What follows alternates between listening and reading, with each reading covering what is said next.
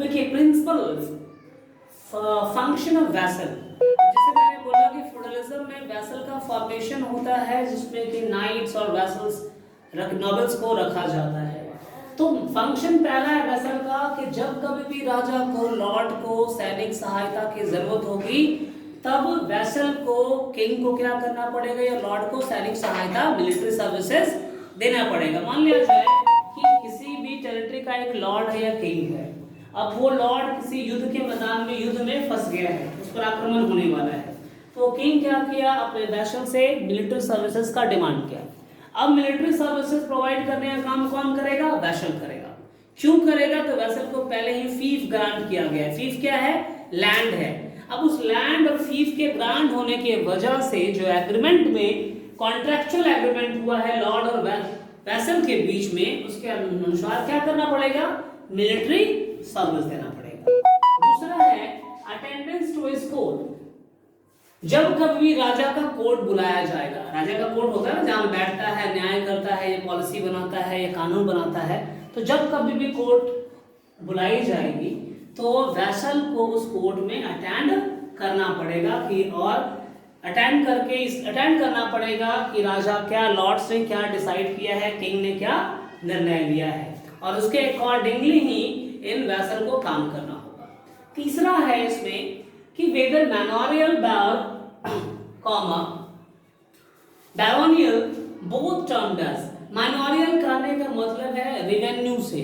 मैनोरियल आपने क्लास 9 और क्लास 8 में, ये सब ईयर 10 में यूज हुआ है। मैनोरियल मतलब जिस जमीन पर रेंट या टैक्स लिया जाता था किसानों से, और बदकिस्मती से किसी वजह से अगर किसान जो है, पीजेंट जो है, टैक्स देने में या रेंट देने में असफल हुआ तो उसका वो ड्यूज जो है ऐड करके नोट करके रख लिया जाता था, और अगली बार पुनः उससे वो पिछला ड्यूज ले लिया जाता था। तो इस प्रकार का जो ड्यूज होता था दैट इज कॉल्ड माइनोरियल। और दूसरा टर्म यहाँ पे लिखा हुआ है बोरोनियल, तो वैसल को ही बोरोन कहा जाता है, वैसल को ही बोरोन कहा जाता है। और इन दोनों मतलब एक कोड जो है मैनोरियल के अर्थ में होता है और दूसरा कोड जो है डायोनियल के अर्थ में होता था। दोनों राजा का कोड हुआ करता है, और इन दोनों कोड में किसे, वैसल को हर हाल में क्या करना था, अटेंड करना होता था। तो these are 3 main function of vassals under the feudalism. Now this is second last topic and the most important part of the feudalism, feudal triangle. Here what you are seeing, this is the triangle. At the topmost layer I have written a king, and after that second topmost layer is noble, in third topmost layer knights and vassal. knights सेनापति और सेनाओं को कहा जाता था, सैनिकों को, vessel भी उसी के अंतर्गत में आएगा। And fourth layer belongs to merchant, farmers, craftman. इसमें ऐसा था कि जो लोग थे उनके पास कुछ संपत्ति था, ठीक है। एंड जो लास्ट लेयर था ये इनके पास संपत्ति नहीं थी, इनकी सबसे खराब सिचुएशन था क्योंकि ये गुलाम थे। और पीजेंट, इनकी खुद की संपत्ति नहीं थी, वो दूसरों की जमीन पर खेती करना ही इनका काम करता। फार्मर्स, इनकी अपनी खुद की जमीन हुआ करती थी लेकिन ये थोड़ा सा संपत्ति रखते थे, जैसे कि अपने गुलामों को ये मेंटेन करते थे। इनके भी कुछ गुलाम होते थे जो मेंटेन करते थे।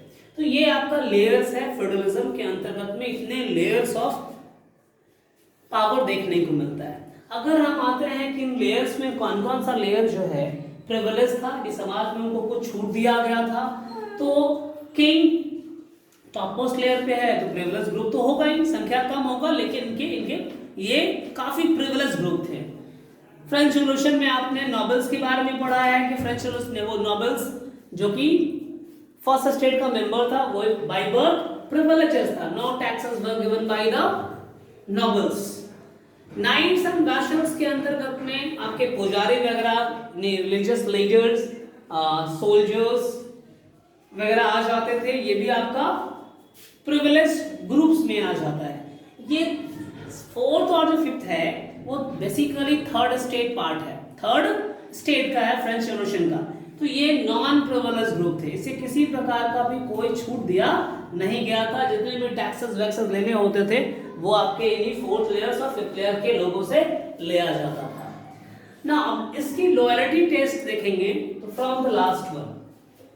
अब पहले लॉयल्टी टेस्ट के पहले किंग ने क्या किया, क्या काम होता था, राजा ने लैंड नॉबल्स को, किसी अपनी जमीनें जो फीफ थी उसे नॉबल्स को दे दिया। अब ये नॉबल्स अपने अंदर कई सारे नाइट्स और वैसल्स को रखते थे और पूरी जमीन को ये जो है बांट दिया और इनसे एग्रीमेंट लिया कि जब कभी भी जरूरत होगी मुझे सैनिकों की, तुम्हें मेरी सहायता करनी होगी, और ये भी उस एग्रीमेंट के लिए वचनबद्ध हो गए।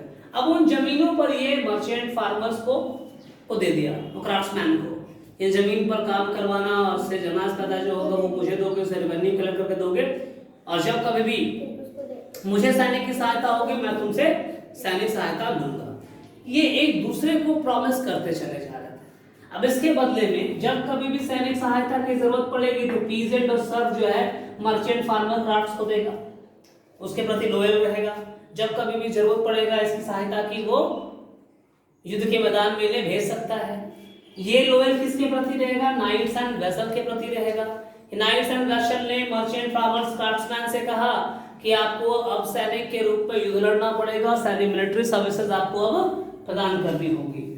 ऑलवेज एग्री, क्योंकि वो एग्रीमेंट में ही है, तो उन्होंने अपनी लॉयल्टी दिया ना। उसी प्रकार से नॉबल्स को अपनी लॉयल्टी कौन देगा भाई, नाइट्स एंड वेसल, क्योंकि फी इन्हें ग्रांट हुआ है नॉबल्स के द्वारा, तो ये नॉबल्स के प्रति भी क्या रहेंगे, वफादार रहेंगे। और नॉबल्स जब कभी भी ये मांग करेगा कि मुझे सैनिक सहायता की जरूरत है तो नॉबल्स को ये सैनिक सहायता देगा। और नॉबल्स फाइनली वो राजा के प्रति, किंग के प्रति या लॉर्ड के प्रति वफादार होगा। सबसे पहले मतलब यहाँ की किसी भी युद्धकालीन सिचुएशन में मिलिट्री सर्विस की मांग राजा करेगा, किससे, नॉबल से। नॉबल किससे करेगा, नाइट्स और वेसल से। नाइट्स वेसल किससे करेगा, मर्चेंट फार्मर एंड क्राफ्ट्समैन, और ये फिर पीजेंट और सबसे मिलिट्री सर्विस मांगा। अब इसको देने में जो काम किया जाएगा पीजेंट एंड सर्व्स के द्वारा, जो काम किया जाएगा मर्चेंट फार्मर्स क्राफ्ट्समैन के, तो ये कहलाएगा लॉयल्टी पाथ, जो कि डाउनवर्ड लेयर से अपवर्ड की तरफ मूव करेगा। लैंड अपवर्ड से डाउनवर्ड की तरफ जाएगा, लॉयल्टी वफादारी नीचे से ऊपर की तरफ जाएगी। फाइनली संपूर्ण लॉयल्टी किसके प्रति दिखाना होगा, राजा के प्रति संपूर्ण लॉयल्टी दिखानी होती है। तो this is all about the loyalty test of feudalism.